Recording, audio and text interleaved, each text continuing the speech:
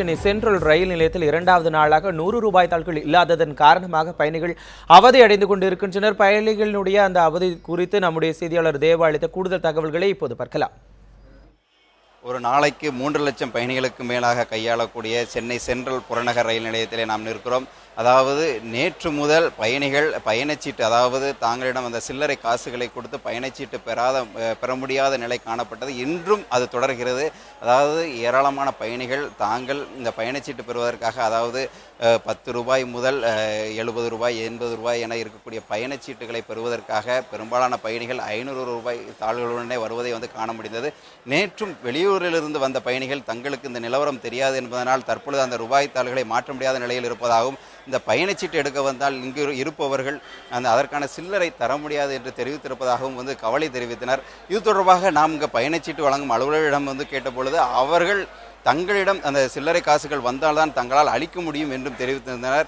2வது நாளான இன்றும், அதாவது ரயில் நிலையம் சற்று வெறிச்சோடி காணப்படுவதை காண முடிகிறது. ஏனென்றால் அந்த பயணச்சீட்டு பெறுவதற்கான பயணத்தொகை, அந்த சில்லறை காசுகள் தங்களிடம் இல்லாததனால் ஏராளமான பயணிகள் இந்த ரயில் பயணங்களையும் தவிர்ப்பதாகவும் கூறப்பட்டது.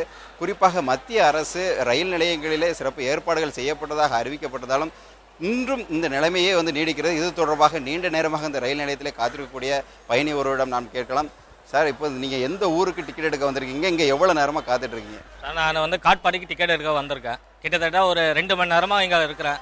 ஒரு கவுண்டராக கேட்குறேன். என்கிட்ட 500 ரூபாய் தான் இருக்குது. காட்பாடிக்கு 70 ரூபாய் தான் சார்ஜ். மீதி 430 ரூபாய் சில்லறை இல்லையா. அதுக்கு ஆனால் கவர்மெண்ட் என்ன சொல்லியிருக்காங்க, நீங்கள் ரயில்வே ஸ்டேஷனில் அரசு எங்கெங்கே சொல்லியிருக்காங்களோ அனௌன்ஸ் பண்ண இடத்துல வாங்கலான்றாங்க. நான் ரயில்வே ஸ்டேஷனில் நிற்கிறேன். எனக்கு யாரும் கொடுக்குற மாதிரி இல்லை சேஞ்ச். இப்போ அவங்க இங்கே கவுண்டரில் இருக்கவங்களை பொறுத்தளவில் எங்களுக்கு பயணிகள், வரக்கூடிய பயணிகள் 50 ரூபாய் 100 ரூபாய் கொடுத்தால்தான் நாங்கள் திரும்பவும் பயணிகளுக்கு கொடுக்க முடியுங்கிறாங்க. அப்போ நீங்கள் அந்த 50 ரூபாய் 100 ரூபாய் எடுத்து வந்திருக்கலாம் 2வது நாளான இன்று. அது இருந்திருந்தா கண்டிப்பாக நானும் அது கொடுத்துருப்பேன். நானும் கவர்மெண்ட்டுக்கு உதவி இருப்பேன். அன்ஃபார்ச்சுனேட்டாக என்கிட்ட 500 ரூபாய் தான் இருக்குது. என்கிட்ட 520 ரூபாய் தான் இருக்குது. அது மேற்கொண்டு 1000 ரூபாய் இருக்குது. 1000 ரூபாய் நோட்டாக தான் இருக்குது. இவங்க கவர்மெண்ட் என்ன பண்ணியிருக்குன்னா, ரயில்வே டிபார்ட்மெண்ட் முன்னெச்சரிக்கையாக கண்டிப்பாக 50 ரூபாய் 100 ரூபாய் நோட்டை அவங்க ஸ்டாக் வச்சுருந்துருக்கணும். ஒரு 2 நாளைக்கு நாங்கள் இஷ்யூ பண்ணுறோன்னு தெரிஞ்சிருந்ததும் இவங்க வைக்காமல் இருக்கிறது இவங்களோட லெத்தாஜிக்கை தான் காமிக்குது. இவங்களோட ஏழாமையை தான் காமிக்குது ரயில்வே. இப்போ இந்த நிலையில் இப்போ அடுத்து நீங்கள் என்ன பண்ண போகிறீங்க?